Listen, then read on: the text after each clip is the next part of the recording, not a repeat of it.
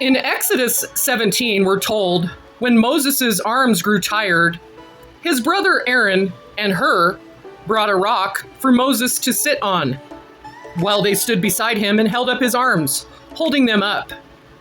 We're reminded that we must keep our arms up in praise, praising Jesus during the storm, praising the Almighty during the war, during the spiritual battle, praising the Ancient of Days, the King of Kings and Lord of Lords during the battle, making an example to the enemy that we have overcome.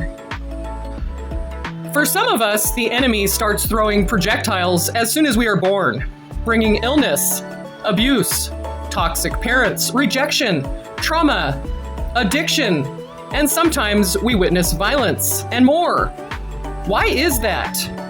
I have found from personal experience that the Almighty brings some of us through an arduous and painful journey to mark our resilience in front of the enemy, to show the enemy that there is a firm foundation, to become a conqueror in becoming conquerors. And when we are in Christ, the more brightly the light of the Almighty shines in the darkness to thwart off the threat and the attacks of the enemy. In Psalms chapter 144, King David says, "Blessed is the Lord my strength, who teaches my hands to war and my fingers to fight." King David shows us an example of how we are to fight. He says in chapter 142, "I cried to the Lord with my voice unto the Lord. I made my supplication, I poured out my complaint before him. I showed before him my trouble. When my spirit was overwhelmed within me, then you knew my path in the way where I walked. Have they privily laid a snare for me? I looked at my right hand and beheld there was no man that would know me.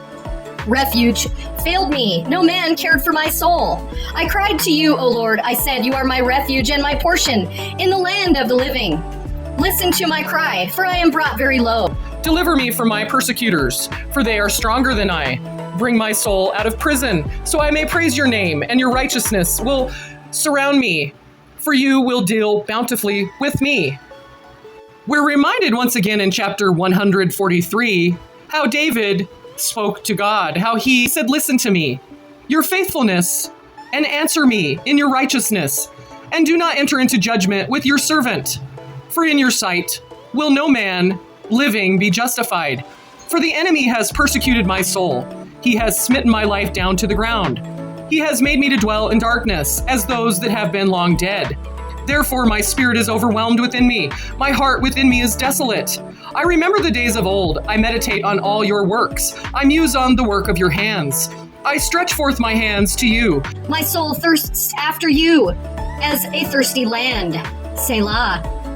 Hear me speedily, O Lord. My spirit fails. Do not hide your face from me, lest I be like them that go down to the pit. Cause me to hear your loving kindness in the morning, for in you do I trust. Cause me to know the way where I should walk, for I lift up my soul to you. Deliver me, Lord, from my enemies. I run to you to hide me. Teach me to do your will, for you are my God. Your spirit is good. Lead me into the land of uprightness. Quicken me, O Lord, for your name's sake, for the righteousness' sake. Bring my soul out of trouble. For your righteousness' sake. And of your mercy cut off my enemies and destroy all them that afflict my soul. For I am your servant. When we're weary, when our bodies are tired, when our minds are tired, or we feel weak, we must lift up our arms. We must lift up our voices. When Moses' arms grew tired, his brother Aaron and Hur brought a rock for Moses to sit on while they stood beside him during the battle, to hold up his arms, and they held them up. We must keep our arms up, praising Jesus, the Almighty, King of Kings and Lord of Lords, during the battle. We must make an example in front of the enemy that we are overcomers.